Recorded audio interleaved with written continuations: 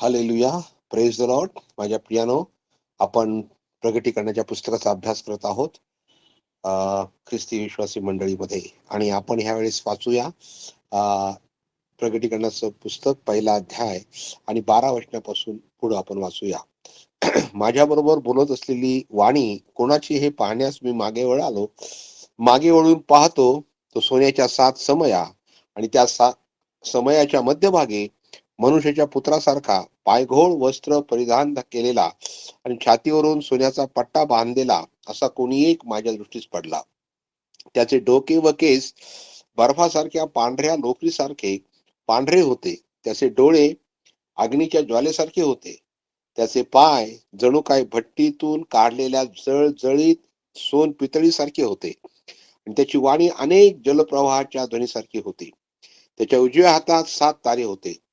त्याच्या तोंडातून तीक्ष्ण दुधारी तलवार निघाली आणि त्याची मुद्रा परम तेजाने प्रकाशणाऱ्या सूर्यासारखी होती.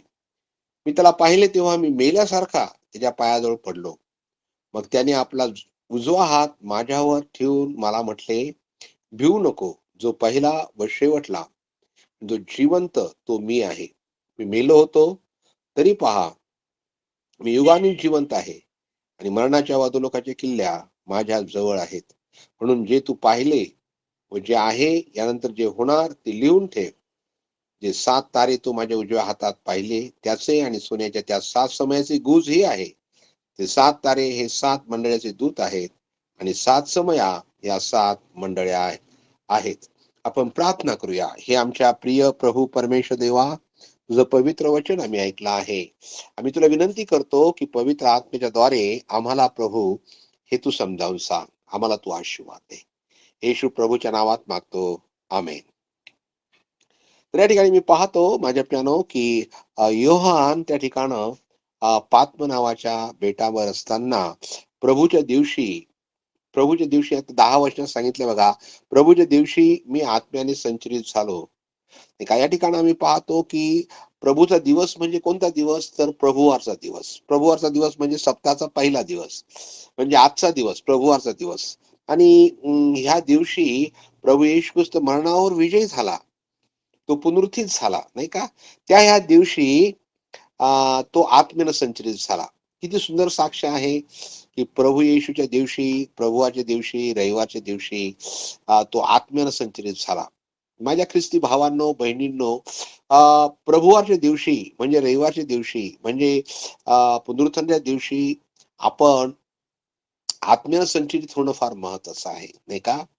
आणि माझ्या प्रियानो, त्यासाठी आत्म्यानं संचलित होण्यासाठी काय करायचंय, तर आम्हाला त्या ठिकाणी गुडघे टेकून प्रभू परमेश्वरची प्रार्थना करायची आहे, बायबल वाचायचं आहे. आणि त्याच्या सानिध्यात आम्ही पुष्कळ वेळ ज्यावेळेस राहतो ना, त्यावेळेस प्रभू परमेश्वरचा पवित्र आत्म्यानं आम्ही संचलित होऊन जातो. आणि पात्म नावाच्या बेटावर योहान एकाकी होता आणि त्याला एकांत मिळाला होता. आणि त्याच्यामुळे तो प्रभूच्या दिवशी तर मंडळी बरोबर मध्ये तो त्या ठिकाणी प्रभूची आराधना करू शकत नव्हता. परंतु म्हणून मग तो एकटाच प्रभूची प्रार्थना आराधना करायला बसला. आणि प्रभूची प्रार्थना आणि आराधना करत असताना प्रियानो तो आत्म्यानं संचलित झाला. आणि ज्यावेळेस आत्म्यानं संचलित झाला तेव्हा काय झालं की तेव्हा मी आपल्या मागे करण्याच्या नादासारखी मोठी वाणी ऐकली. ती म्हणाली, तुला जे दिसते ते पुस्तकात लिही आणि ते इफिस, स्मुर्ना, परगम, थुअतेरा, सार्दिस, फिलाडेल्फिया, लाओदिकिया येथील मंडळाकडे पाठव.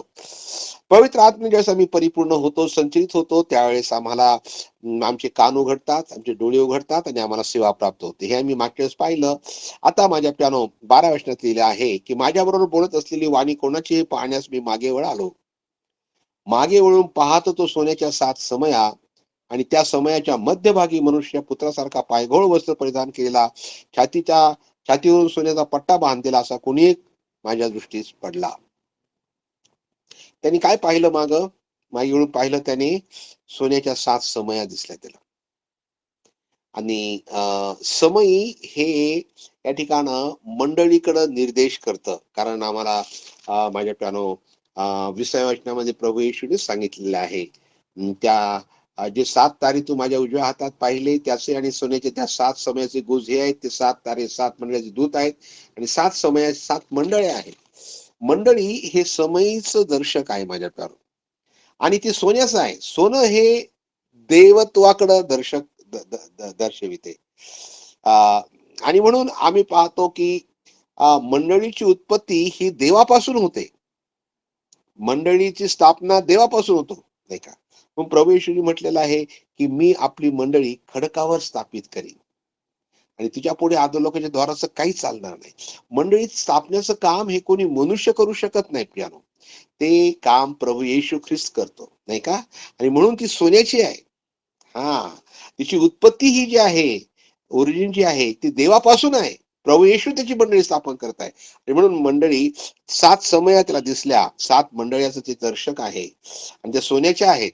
ती समई म्हटल्यानंतर ती प्रकाश देणारी आहे, नाही का? समईमध्ये त्या ठिकाणी तेल असतं, तेलात त्या ठिकाणी दिवा लावतात, नाही का? समई. आणि माझ्या प्यानो आम्हाला पाहायला मिळतं की मंडळ्या ह्या पापानं अंधकारानं भरलेल्या जगामध्ये जगाला प्रकाश देणाऱ्या अशा आहेत, नाही का? देवाचं वचन प्रकाश आहे आणि हे देवाचं वचन आम्हाला लोकांना द्यायचं आहे. हे प्रकाश आम्हाला लोकांपर्यंत पोहोचवायचं आहे. येशू ख्रिस्त लोकांपर्यंत पोहोचवायचं आहे. येशू ख्रिस्त म्हटला की मी जगाचा प्रकाश आहे. Praise the Lord.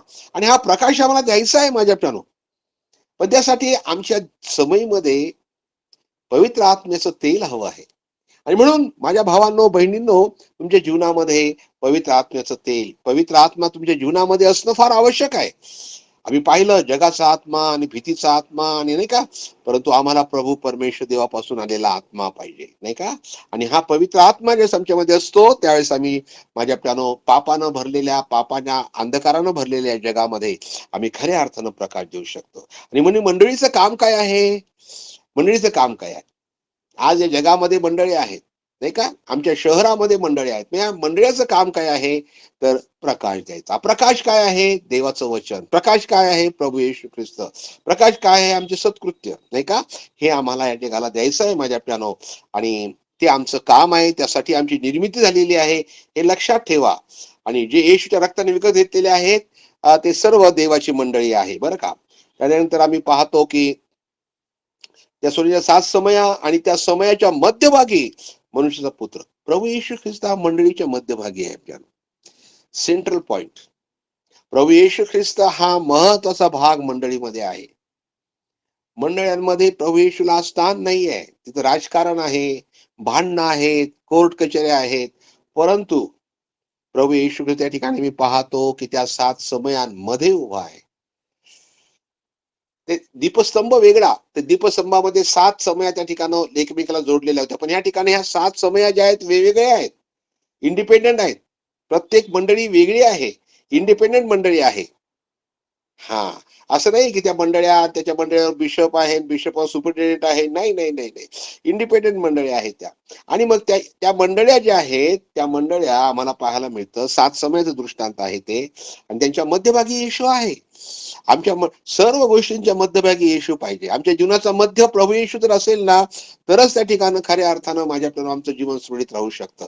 तर आमच्या जीवनाच्या मध्यभागी पैसा असेल, जग असेल, पाप असेल, अनैतिकता असेल, अशुद्धता असेल, तर मग माझ्याकडून आमचं जीवन उलट पालट होऊन जातं त्या ठिकाणी.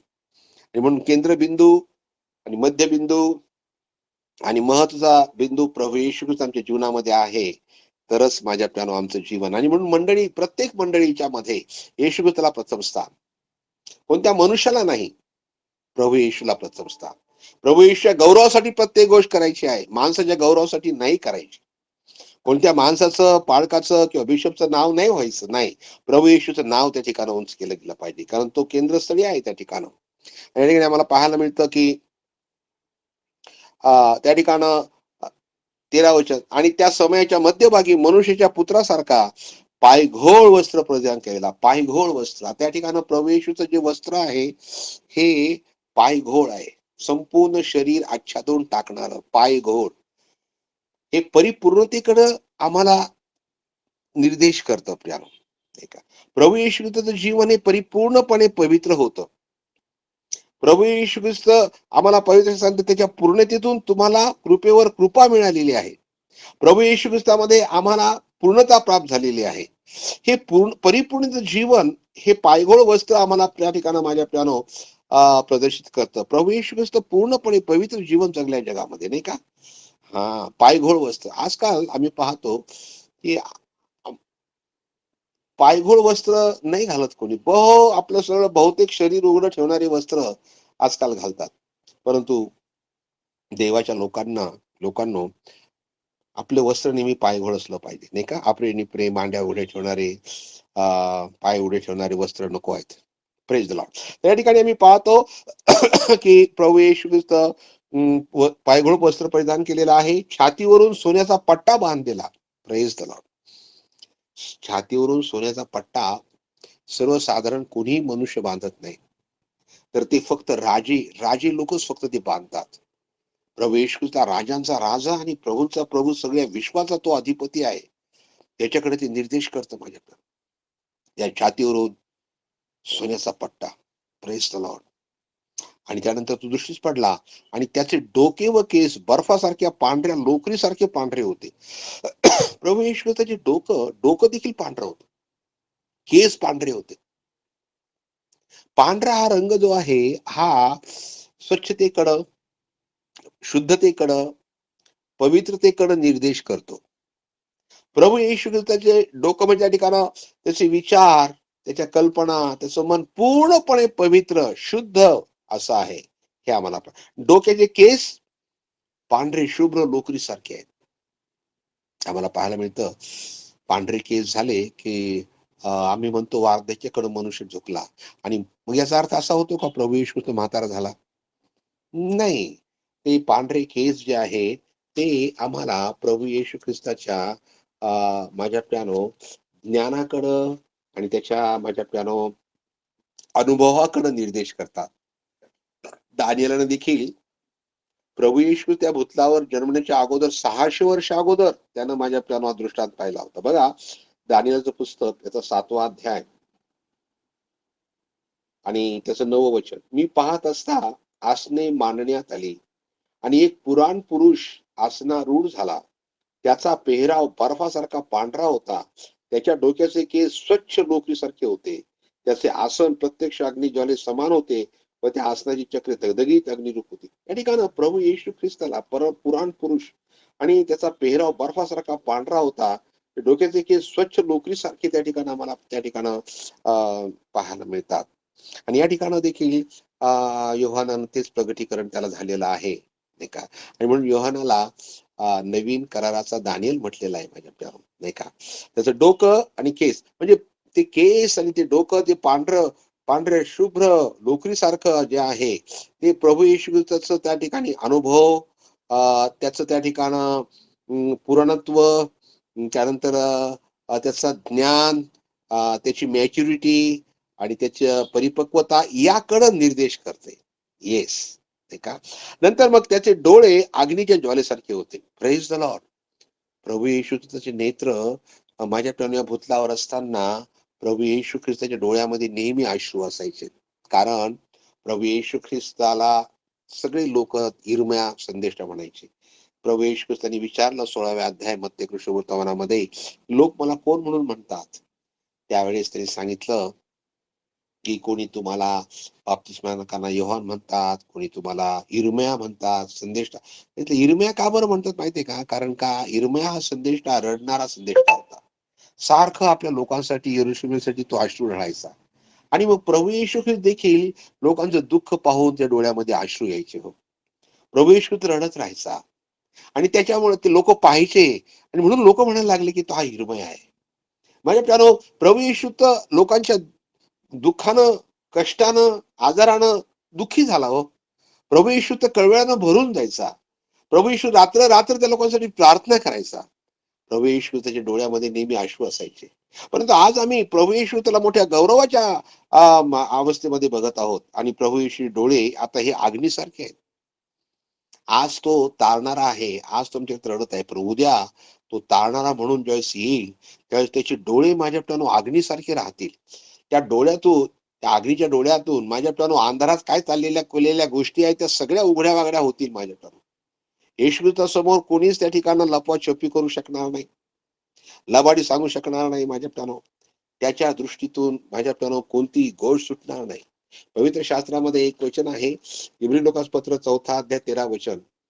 त्याच्या दृष्टीला अदृश्य अशी कोणतीही निर्मिती नाही, तर ज्याच्या बरोबर आपला संबंध आहे त्याच्या दृष्टीला सर्व उघडे व प्रगट झालेले आहे. Praise the lord. प्रभू येशू ख्रिस्ताला त्याच्या दृष्टीला अदृश्य अशी कोणतीही निर्मिती नाही. त्याला कोणतीच गोष्ट अदृश्य नाही. सगळ्या गोष्टी प्रभू येशू समोर उघड्या वागड्या प्रगट केलेल्या आहेत. आणि म्हणून प्रभूचे डोळे या ठिकाणी आम्हाला पाहायला मिळतात की कशा रीतीनं ते अग्नीसारखे, अग्नीच्या ज्वालेसारखे आहेत. त्याचे पाय जणू काय भट्टीतून काढलेल्या जळजळीत सोन पितळेसारखे. बघा, भट्टीतून काढलेलं सोनं आणि पितळ किती चकाकतं माझ्या प्यानो. बापरे, किती किती किती भयंकर तेजस्वी, नाही का? पवित्र शास्त्रामध्ये लिहिलं आहे की जो सुवार्ता सांगतो त्याचे पाय किती मनोरम आहेत. बघा, सुवार्थ सांगण्याचे पाय हे असं म्हटलं नाही की त्या सुवार्थ सांगण्याचे तोंड किती मनोरम आहे. अरे, पाय मनोरम आहेत म्हटल्यानंतर त्याचं तोंड किती मनोरम असेल. Praise the Lord. आणि सुवार्ता घेऊन स्वर्गातून येणारा दुसरा तिसरा कोणी नसून तो आमचा प्रभू येशू ख्रिस्त आहे. आणि त्याचे पाय खरोखर माझ्या प्यानो मनोरम आहेत. आणि या ठिकाणी त्याचे पाय सोन पितळ, सोनं आणि पितळ. सोनं हे देवत्वाकडे दर्शवितं प्यानो, एका पितळ हे न्यायाचं दर्शक आहे. Praise the lord. प्रभू येशू ख्रिस्त न्याय करणार आहे आणि तो आपल्या पायाखाली परमेश्वरच्या तीव्र क्रोधरूपी द्राक्षाचा कुंड तुडवणार आहे. Praise the Lord. तो तर 91 मध्ये म्हटलेला आहे की तो सिंह व नाग, तरुण सिंह व अजगर यांना तुडवणार आहे. Praise the Lord. बघा, प्रकटीकरणाचं पुस्तकाचा 19वा अध्याय आणि त्याच्या 15 वचनामध्ये लिहिलं आहे, त्यांनी राष्ट्रास मारावे म्हणून त्या तोंडातून तीक्ष्णधारीची तलवार निघते. तो त्यावर लोखंडी दंडाने अधिकार गाजवेल आणि सर्व समर्थ देव याच्या तीव्र क्रोधरूपी राक्षसाचे कुंड तो तुडवितो. त्याच्या वस्त्रावर व त्याच्या मांडीवर राजांचा राजा, प्रभूंचा प्रभू हे नाव लिहिले आहे. तर माझ्या प्यानो, या ठिकाणी आम्हाला पाहायला मिळतं की प्रभू येशू ख्रिस्त हा परमेश्वर देवाच्या तीव्र क्रोधरूपी राक्षसाचे कुंड तो तुडविणार आहे त्याच्या पायानं. होय. आणि म्हणजे या ठिकाणी आम्ही पाहतो की प्रभू येशूचे पाय हे सोन पितळी सारखे त्या ठिकाणं भट्टीतून काढलेल्या माझ्या प्यानो जळजळीत सोन पितळी सारखे ते आहेत, नाही का? त्याची वाणी आम्हाला पाहायला मिळते. त्याची वाणी अनेक जलप्रवाहाच्या ध्वनीसारखी होते. प्रभू येशू त्याची वाणी माझ्या प्यानो या भूतावर असताना किती कोमल होती, परंतु त्याच्या गौरवी अवस्थेमध्ये प्रभू येशू ख्रिस्त माझ्या प्यानो त्याची वाणी ही किती भरदस्त होती, नाही का? तुम्ही जर समुद्राचा खळबळाट जर पाहिला, त्याच्या लाटांच्या गर्जना जर तुम्ही ऐकल्या ना, तर तुम्हाला कळेल. आणि या ठिकाणी अनेक जलप्रवाहांच्या वाणीसारखं त्यांचं त्या प्रभू येशूची वाणी या ठिकाणी आम्हाला पाहायला मिळते. आणि माझ्या प्यानो, ज्यावेळेस प्रभू येशू ख्रिस्त येईल स्वर्गामध्ये आपल्या मंडळीला घेऊन जाण्याकरता, त्यावेळेस मोठ्यानं आज्ञा ध्वनी प्रभू येशू ख्रिस्त त्या ठिकाणी देणार आहे. आज्ञा होताच त्या ठिकाणी त्या वाणीनं माझ्या प्यानो मेलेले जिवंत होतील आणि तुम्ही आणि मी माझ्या प्यानो आपल्या त्या ठिकाणी रूपांतर होऊन आपण स्वर्गामध्ये प्रभूकडे अंतराळामध्ये घेतले जाऊ. प्रभूच्या वाणीमध्ये मोठं सामर्थ्य आहे माझ्या प्यानो. सैतान, दुष्ट आत्मे, दुरात्मे घाबरतात. ही सगळी सृष्टी थरथर कापते माझ्या प्यानो. प्रभू येशूची वाणी किती सामर्थ्यानं भरलेली आहे. आणि म्हणून माझ्या प्रभू येशू ख्रिस्ताचं हे वर्णन या ठिकाणी आम्हाला पाहायला मिळतं. खऱ्या अर्थानं प्रभू येशू तर अशा स्वरूपामध्ये आहे. तुमच्या घरामध्ये प्रभू येशूचा फोटो लावला असेल, तो मनुष्य जो माझ्या प्यानो तो प्रभू येशूच नाही. तुम्हाला प्रभू येशू जर पाहायचा आहे ना, तर प्रगटीकरणाच्या पुस्तकातल्या 12व्या अध्यायापासून तर 20व्या वचनामध्ये आम्हाला पाहायला मिळतं. प्रभू येशूचं प्रगटीकरण त्या ठिकाणी आम्हाला मिळतं पाहायला. आणि म्हणून ते फोटो काढून टाका घरातले, ते काढून टाका. प्रभू येशू आता गव्हाणीमध्ये त्या लहान बाळाला घेऊन तिथं लहान बाळ म्हणून तिथं नाहीये. आता तो वधस्तंभावर देखील नाहीये. तर प्रभू येशू जर तुम्हाला पाहायचं असेल त्याचं प्रगटीकरण, तर माझ्या प्यानो या ठिकाणी आम्हाला पाहायला मिळतं की तो त्या ठिकाणी माझ्या प्यानो पायघोळ वस्त्र परिधान केला, छातीवर सोन्याचा पट्टा बांधलेला आणि त्या ठिकाणी आम्हाला पाहायला डोकं आणि केस बर्फासारखं पांढरं, डोळे अग्नीच्या ज्वालेसारखे, पाय त्याची जणू काही भट्टीत काढलेल्या जळजळीत सोन पितळ्यासारखे आहे, त्याची वाणी अनेक जलप्रवाहासारखी आहे. आमचा प्रभू येशू तर असा आहे. आणि हे प्रगटीकरण ज्यावेळेस आम्हाला होतं त्यावेळेस आम्हाला कळतं माझ्या प्यानो की खरोखर आमचा प्रभू परमेश्वर किती महान आहे. आणि म्हणून माझ्या प्यानो या ठिकाणं नंतर त्याच्या उजव्या हातात 7 तारे होते. हे 7 तारे जे आहेत ते 7 मंडळाचे दूत आहेत माझ्या प्यानो. त्या तोंडातून तीक्ष्ण दुधाची तलवार निघाली आणि त्याची मुद्रा परम तेजने प्रकाशणाऱ्या प्रकारासारखी होती. 7 गोष्टी आम्हाला या ठिकाणी पाहायला मिळतात. त्या 7 गोष्टी प्रभूच्या व्यक्तिमत्वाचे हे 7 पदरी प्रगटीकरण या ठिकाणी आम्हाला पाहायला मिळतं. पहिलं त्याचं डोकं आणि केस, नंतर त्याचे डोळे 2, नाही का? तिसरं त्याचे पाय, चौथं त्याची वाणी, पाचवं त्याच्या हातात असणारे 7 तारे, सहावं त्या तोंडातून तीक्ष्ण दुधारी तलवार निघते आणि सातवं त्याची मुद्रा परम तेजाने प्रकाशणाऱ्या सूर्यासारखी आहे. म्हणजे आपल्यानो प्रभू येशू ख्रिस्त ज्यावेळेस रूपांतराच्या डोंगरावर होता, त्यावेळेस त्या शिष्यां देखत प्रभू येशूचं स्वरूप पालटलं, बदललं आणि आम्हाला पाहायला मिळतं की प्रभू येशूचा चेहरा परम तेजाने प्रकाशणाऱ्या सूर्यासारखा त्या ठिकाणी झाला. मध्यानाचा सूर्य जसा प्रकाशतो तसं प्रभूचा चेहरा त्या ठिकाणी दिसला आणि तशीच मुद्रा या ठिकाणी आम्हाला पाहायला मिळतं की त्या सूर्यासारखी परम तेजाने प्रकाशणाऱ्या सूर्यासारखी या ठिकाणी आम्हाला पाहायला मिळते. म्हणजे प्यानो प्रभू येशूचं हे प्रगटीकरण आज तुम्हाला आणि मला होण्याची गरज आहे, नाही का? पवित्र शास्त्रामध्ये बघा, योहानाचं पहिला अध्यायाचं पहिलंच वचन, येशू ख्रिस्ताचे प्रगटीकरण हे तिला देवापासून झाले. हे प्रगटीकरण जे आहे, हे होणाऱ्या गोष्टी ज्या आहेत त्याचंच प्रगटीकरण आहे असं नाहीये, किंवा मंडळ्या ज्या प्रभूने 7 महिने त्याचं प्रगटीकरण नाहीये. खऱ्या अर्थाने हे प्रभू येशूचं प्रगटीकरण आहे. कसं काय प्रभू येशूचं प्रगटीकरण आहे? कारण प्रभू येशू ख्रिस्त हा जो होता, जो आहे व जो येणार, तो प्रभू येशू ख्रिस्त आहे. म्हणून प्रभू येशू ख्रिस्त हा कसा दिसतो या ठिकाणी आम्हाला पाहायला मिळते त्या गौरवी अवस्थेमध्ये. मंडळीमध्ये त्या ठिकाणी प्रभू येशू ख्रिस्ताचं दर्शन आम्हाला होतं आणि त्यानंतर येणाऱ्या ज्या घटना त्या ठिकाणी प्रगटीकरणाच्या पुस्तकात लिहिलेल्या आहेत, त्या घटनाप्रमाणे प्रभू येशू ख्रिस्ताचं खरं प्रगटीकरण माझ्याकडे आम्हाला होतं. आणि ज्यावेळेस हे संपूर्ण प्रगटीकरण आम्हाला होईल प्रभू येशूचं, त्यावेळेस आम्ही माझ्या प्यानो योहानाप्रमाणे 17 वचन, मी त्याला पाहिले तेव्हा मी मेल्यासारखा त्याच्या पायाजवळ पडलो. खरं प्रभूचं प्रगटीकरण जर आम्हाला झालं तर माझ्या प्यानो त्याच्या पायाजवळ मेल्यासारखं आम्ही पडणार प्यानो. आणि तुम्ही त्राण नाही आहे, एवढा महान आणि एवढं मोठं तेजस्वी स्वरूप, गौरवी स्वरूप माझ्या प्यानो प्रभू येशूचं आम्ही पाहिलं तर आम्ही त्या पायाजवळ मेल्यासारखे पडू. जो एक शिष्य प्रभूच्या नेहमी उराशी असायचा, तो आता आम्ही पाहतो तो पायाजवळ पडलेला आहे. प्रभू येशू ख्रिस्त माझ्या प्रेम त्याच्या गौरवी अशा अवस्थेमध्ये आम्हाला हे पाहायला मिळतं. 17व्या वचनामध्ये तो लिहितो की मग त्याने आपला उजवा हात त्या माझ्यावर ठेवून मला म्हटले, भिवू नको. हा, मेल्यासारखा ज्यावेळेस तो पडला योहान त्याच्या पायापाशी, त्यावेळेस प्रभू येशूने आपला उजवा हात त्याच्यावर ठेवला आणि म्हटला, भिवू नको. माझ्या बहिणींनो, माझ्या भावांनो, पुष्कळ गोष्टींमुळे आम्ही घाबरून जातो, आमची फजिती होऊन जाते, आम्ही धावपळ करायला लागतो, आम्हाला समजत नाही कुठं पळावं, कोणाकडे जावं, काय करावं.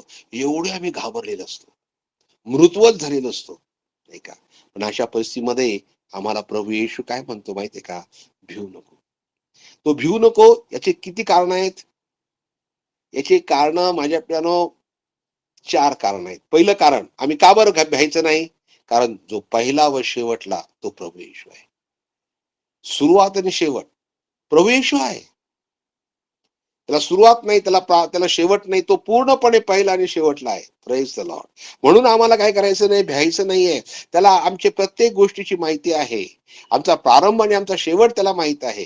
आणि तो माझ्या प्रियानो अनंतकालिक परमेश्वर देव आहे, म्हणून आम्हाला भ्यायचं नाही. दुसरं कारण, तो जिवंत, तो मी आहे. प्रभू येशू जिवंत आहे. प्रभू येशू मेलेला नाही आहे. He is not a dead God. No no, our God is a living God. आणि प्रभू येशू जिवंत आहे, म्हणून माझ्या बहिणींनो, माझ्या भावांनो, भिवू नका. प्रभू तुमचं सहाय्य करील. कोणती का परिस्थिती असे ना, किती का दुःख असे ना, किती की गरिबी असे ना, प्रभू येशू ख्रिस्ताकडे ओरड करताच प्रभू येशू जिवंत देव जो आहे, तो तुम्हाला सहाय्य केल्याशिवाय राहणार नाही माझ्या प्राणो. तो आमचा प्रभू आहे, तो आमचा जिवंत देव आहे, बरं का? आणि म्हणून तो म्हणतो योहानाला, भिवू नको. आज आम्हाला सांगत आहे, तो भिवू नको. 2 कारण. पहिलं कारण, तो पहिला आणि शेवटला आहे. दुसरं कारण, तो जिवंत आहे. तिसरं कारण, मी मेलो होतो. हा, या ठिकाणी आम्हाला पाहिलं, मी मेलो होतो तरी पहा मी जिवंत आहे. मेलो प्रभू येशू ख्रिस्त. तिसरं कारण, का बरं आम्ही घाबरायचं नाही? मेलो होतो मी, पण आता युगानिक जिवंत आहे. मी मेलो होतो, आता पुनरुत्थित झालेलो आहे आणि युगानिक मी जिवंत आहे. आता मरणाची सत्ता माझ्यावर काय करू शकत नाही, सैतानाची सत्ता माझ्यावर नाहीये. हालेलुया. माझ्या प्रणव, तुम्ही मरणाला घाबरता का? मला कोरोना झाला तर मी मरत, माझ्या घरात कोणाला झालं तर काय होईल? माझ्या प्रियानो, प्रभू येशू ख्रिस्त तुम्हाला सांगतो, माझ्या मुला, माझ्या मुली, भिवू नको. मी तुझ्या बरोबर आहे. मी तुझ्या बरोबर आहे. कोरोनाला घाबरू नको, मरणाला घाबरू नको. मी मरणाला पादाक्रांत केलेला आहे. अरे मरणा, तुझा विजय कोठे? अरे मरणा, तुझी नांगी कोठे? मरणाच्या नांगी पाप, आणि प्रभू येशूने त्या पापाला मोडून टाकले त्या नांगीला. प्रेज द लॉर्ड माझ्या प्रियानो. आणि म्हणून भ्यायचं नाहीये. प्रभू म्हणतो, भिवू नको, भिवू नको. मी मेलो होतो तरी पहा युगानिक जिवंत आहे. चौथं कारण, मरणाच्या व अधोलोकाच्या किल्ल्या माझ्या जवळ आहेत. हालेलुया. आमच्या प्रभू येशू ख्रिस्ताजवळ मरणाच्या आणि अधोलोकाच्या किल्ल्या आहेत माझ्याकडून. मी नरकात जाईल का? मी मेलो तर माझ्या त्या ठिकाणी मला दुष्ट आत्मे नेतील का? माझ्या प्यारो भिवू नका. प्रभू येशू ख्रिस्त जर तुम्ही आला आहात, त्या पायाजवळ जर तुम्ही पडला आहात, जर तुम्ही त्या ठिकाणी प्रभूच्या कॉन्टॅक्ट मध्ये, तर प्रभू येशू ख्रिस्त तुम्हाला माझ्या प्यानो नरकात पाठवणार नाही. तुम्हाला माझ्या प्यानो तो मरण येऊ देणार नाही. प्रभूच्या हातात आहे, किल्ल्या प्रभूच्या हातात आहे. सैतान तुमचं काही बिघडू शकत नाही माझ्या प्यानो. तुमच्या डोक्याच्या केसाला देखील तो हात लावू शकत नाही, जोपर्यंत प्रभू येशू परवानगी देत नाही तोपर्यंत. प्रभू येशू सर्व आहे. हालेलुया. म्हणून प्रभू येशू ख्रिस्ताने त्याचा आपला उजवा हात योहानावर ठेवला. 17 वचन वाचतो मी पुन्हा. मी त्याला पाहिले तेव्हा मी मेल्यासारखा त्याच्या पायाजवळ पडलो. मग त्याने आपला उजवा हात माझ्यावर ठेवून मला म्हटले, भिवू नको. जो पहिला व शेवटला आणि जो जीवन तो मी आहे. मी मेलो होतो तरी पहा युगाने जिवंत आहे आणि मरणाच्या अंतर अधोलोकाच्या किल्ल्या माझ्या जवळ आहेत. आम्ही भ्यायचं नाही प्रियानो, आम्ही भ्यायचं नाही. त्या कारण का? कारण जो पहिला व शेवटला तो प्रभू येशू आहे. दुसरं कारण आम्ही भ्यायचं नाही याचं काय? तो जिवंत आहे. प्रभू येशू जिवंत आहे, तो मेलेला नाही. तिसरं कारण, मी मेलो होतो तरी पहा युगानुयुग जिवंत आहे. Praise the lord. मी मरणावर विजय मिळवलाय प्रभू म्हणतो. आणि चौथं कारण, मरणाच्या आणि अधोलोकाच्या किल्ल्या माझ्या जवळ आहेत. प्रभू येशू जवळ ते आहेत माझ्या प्राणो. हा गौरवी प्रभू, आमचा तारणार आहे. इकडे म्हणून तू जे पाहिले, जे आहे व यांतर जे होणार ते लिहून ठेव. बघा, भूतकाळ, वर्तमान काळ आणि भविष्य काळ याच्याविषयी तू लिहून ठेव. आणि हे जे आहे, हे 3 गोष्टी जे आहेत 3 काळातल्या, ते येशू ख्रिस्त आहे. येशू ख्रिस्त वर्तमान काळ आहे, भूतकाळ आहे आणि भविष्य काळ आहे. आणि म्हणून माझ्याकडून आम्हाला प्रगटिकेच्या पहिल्या अध्यायामध्ये प्रभू येशू ख्रिस्ताचं प्रगटीकरण एक त्रेक देव म्हणून पाहायला मिळतो. 4 वचनापासून तर 6 वचनापर्यंत मी पाहतो की तो त्रेक देव आहे. देव जो बाप, देव जो पुत्र, देव जो पवित्र आत्मा, नाही का? हा त्रेक देव आहे. आम्हाला त्याची ओळख त्या ठिकाणी प्रभूंनी केलेली आहे, प्रगटीकरण केलेलं आहे. दुसरी गोष्ट 7व्या वचनामध्ये, तो कोण आहे? तो येणारा न्यायाधीश आहे. प्रेज, तो राजांचा राजा आहे. मेघावर आरूढ होऊन तो त्या ठिकाणी येईल, प्रत्येक डोळा त्याला पाहिजे. तिसरं प्रगटीकरण आम्हाला पाहायला मिळतं 8वं वचन, जो होता, जो आहे, जो येणार, तो सर्व समर्थ, तुम्ही अल्फा आणि ओमेगा. आमचा प्रभू येशू अल्फा आणि ओमेगा आहे, जो माझ्या प्यानो परारंभापासून आहे, शेवटापर्यंत आहे. आणि चौथं प्रगटीकरण आम्हाला पाहायला मिळतं ते म्हणजे वचन 12 पासून तर माझ्या प्यानो 20 वचनापर्यंत त्या ठिकाणं प्रभूचं गौरवी प्रगटीकरण या ठिकाणी आहे. आणि म्हणून प्रगटीकरणाच्या पुस्तकामध्ये प्रभू येशूचं प्रगटीकरण जर आम्हाला झालं, तर आम्ही माझ्या प्यानो तसेच राहणार नाही, बदलून जाऊ आम्ही. हालेलुया. या ठिकाणी पुढे लिहिलेलं आहे की 20 वचन, जे 7 तारे तू माझ्या उजव्या हातात पाहिले, त्याचे आणि सोन्याच्या त्या 7 समयाचे गुज हे आहे. ते 7 तारे हे 7 मंडळाचे दूत आहेत आणि 7 समया त्या 7 मंडळ्या आहेत. 7 समया 7 मंडळ्या, 7 तारे हे 7 मंडळाचे दूत आहेत. आता हे मंडळाचे दूत कोण आहेत? आणि माझ्या हे देवदूत नाही, हे दूत म्हणजे मानवी दूत, संदेश वाहक म्हणजे मंडळीचे पाळक, जे प्रभू येशूच्या हातात आहेत माझ्या प्यानो. हालेलुया. आणि म्हणून माझ्या प्यानो प्रभू परमेश्वर त्यांच्याद्वारे काय करतो? मंडळीला संदेश देतो आहे. तर या ठिकाणी आपण पाहिलेलं आहे आपला प्रभू येशू ख्रिस्त, त्याचं प्रगटीकरण आम्ही पाहू, तो किती महान आहे. आणि म्हणून माझ्या प्यानो आत्म्यामधील प्रभू येशू ख्रिस्त आम्हाला पाहायचा. शरीरामधील प्रभू येशू ख्रिस्त आता पाहायची गरज राहिली नाहीये. तो कसा होता याचा कोणी फोटो काढून ठेवला नाहीये, पेत्रानी नाही किंवा याकोबानी नाही किंवा कोणीच नाही. आणि माझ्या प्यानो त्याची मूर्ती देखील नाहीये. आणि म्हणून आम्हाला प्रभू परमेश्वर वचनात सांगितलं, वर आकाशात खाली पृथ्वीच्या खाली कशाची प्रतिमा करू नको, त्याच्या पाया पड. आम्हाला प्रतिमा करायचीच नाहीये. प्रभू येशू ख्रिस्त हा आत्म्यामध्ये आम्हाला पाहायचा आहे. आणि तो आत्म्यामधला प्रभू येशू ख्रिस्त या ठिकाणी आम्ही पाहिलेला आहे. या त्या प्रभूला आपण नमन करूया, त्याला वंदन करूया. हे आमच्या यहोवा प्रभू परमेश्वर देव पित्या, आम्ही तुला वंदन करतो, तुला आम्ही नमन करतो. खरोखर तू किती महान, थोर आणि पवित्र देव आहे. प्रभू, तुझं प्रगटीकरण आम्हाला होऊ दे. आम्ही आग्रहाची प्रार्थना करतो. आम्हाला आत्म्यानं संचलित होऊ दे प्रभू. आम्ही आग्रहाची कळकळीची प्रार्थना करतो. उपकार मानतो, आमची प्रार्थना ऐकली आहे.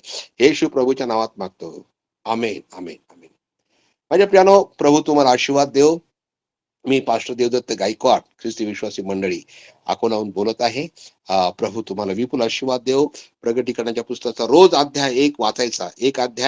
रोज एक अध्याय वाचायचा. 1, 2, 3 असे पूर्ण अध्याय, पूर्ण पुस्तक वाचून टाकायचं. प्रभू तुम्हाला मोठा आशीर्वाद देव. आमेन, आमेन, आमेन, आमेन.